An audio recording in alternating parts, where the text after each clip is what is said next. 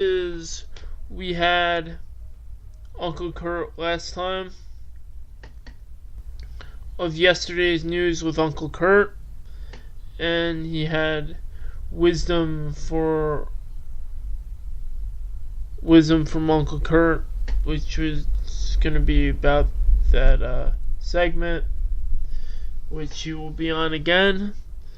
But tonight we have a very special guest on the Joseph Evaldi podcast. That special guest is Wolfman Joe. Now, let me discuss a little bit about Wolfman Joe and who he is. Wolfman Joe gained his popularity in high school. He played ice hockey. He played hockey. He was known for splits and everything else. Resurfaced years later on the Ricky and Wolfman show on the Olkanus Network with Richard Androlkis. And he thought, hey, maybe he should do a podcast of his own. He's interested in sci-fi topics, spiritual topics, and many more, and he thought maybe he could put it all together. And then the vision came to him, which the vision was, let me put a podcast together, and with his friend Ricky, they came up with Spiritus, Holographica. And with that being said, I am going to take myself off for a while and let Wolfman Joe talk about this podcast, this very new podcast on the network, Spiritus Holographica. Take it away. Okay, I am Wolfman Joe, and I'm going to discuss about Spiritus Holographica. And I'm going to paint this picture right now. Imagine a world where George Washington took the side of Britain. The British won the world, won the war for independence. And he became King of the United States of America. What happens in that world? What happens to the people of the world? Does imperialism run wild? What are the politics of the world?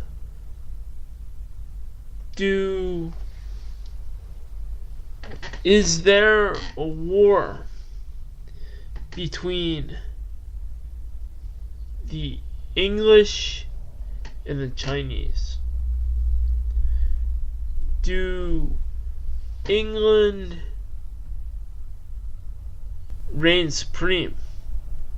And what happens in World War II with England reigning supreme over the world, so to speak?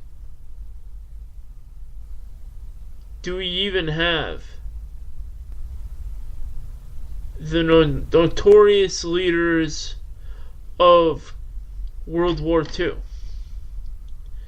And if we do, what happens to the history? And is there people like Winston Churchill came to power as he did. This is just one reality. This is just one podcast that will be discussed on Spiritus Holographica. Another scenario I will paint is what happens in a world where ghosts are prevalent and they make themselves visible. Is this the imagination of ghosts, or is this the imagination of the holograph or the hologram? And what is a hologram? We know holograms are things that appear or whatever. I will discuss a little bit about the idea of virtual reality, where a lot of things may be holographic in nature. Are they real? Do they put something over our minds? Everything else. It's just the tip of the iceberg on many things that will be discussed in the hologram show. Or the holographic Spiritus Holographica. Now,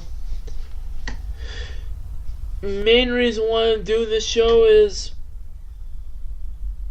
there's many realities and possibilities. Do we go to sleep and wake up in another reality? Do things change? What happens when we go through things, not really realizing things, and then we see a building that just appears? Is that a new reality or what? We didn't realize it before, but we realize it now. That building is just there, and it's bright. These are just several things that are discussed in this podcast. As we know, things change in reality and things change for life. But in this podcast, we discuss in breaking the barriers of a lot of things. On this podcast, we have special guest host Ricky Bearhart of the Olkanos Network. He is going to discuss philosophy behind every reality, and we're gonna pinpoint and piecemeal what may be discussed in these realities. And if the vision has an ear, it develops and it goes in a direction to where it needs to go. This is Wolfman Joe, and shout out to the one who had this name before, long gone but not forgotten. He called himself Wolfman Jack. He was the voice of the radio. Now, I don't know if I could live up to his expectation. I give him credit. But I took that name out of respect, hoping that I can maybe live to his expectation. But I was a goaltender, so over that way. And now, later in life, I have these ideas that are plaguing on my mind. I listen to a lot of Coast to Coast AM with George Norrie. And the ideas of aliens,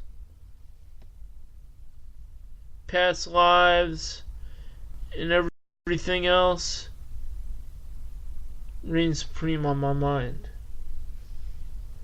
Before. And now, Spiritus Holographica is ready to take force. I'm gonna go to commercial break. Take it as Slow-Mo Joe with a poem, and Joseph Evaldi is gonna wrap up the program. Here's a commercial break. The fans look forward to wrestling, and they are part of the show. It was just yesterday on WWE Raw that the wave broke out on TV, and they stopped wrestling. The fans are as much of the production as the wrestlers. It is us who influence the direction of wrestling, and they say what they wanted. I remember when I was at a WCW event, and I started a Sid chant to beat up an opponent. He was a heel at the time, but my chant made him a face, and it was heard on cable TV. I guess then I influenced the crowd at that time, and the crowd reacted. Crowds have been known to influence the direction of where the storylines go. At times, the wrestling promotion likes to swerve the crowd, an unanticipated twist in the storyline. Crowds are a part of the show. However, the production makes the show. It's the people at the concession stands. It's the people who control the lighting and the camera work. Through the course of this audiobook, you will see the change in wrestling, of how it is operated and how it is produced, and how it influenced society as a whole. Now, as Vince put it, they compete with all forms of entertainment as society changes and try to stay relevant. You have the traditional fans, but if you're my age, of 36, the last wrestlers still wrestling on a main stage from the 1980s era are Sting and The Undertaker. This is a statement of the times, and like every era, it changes.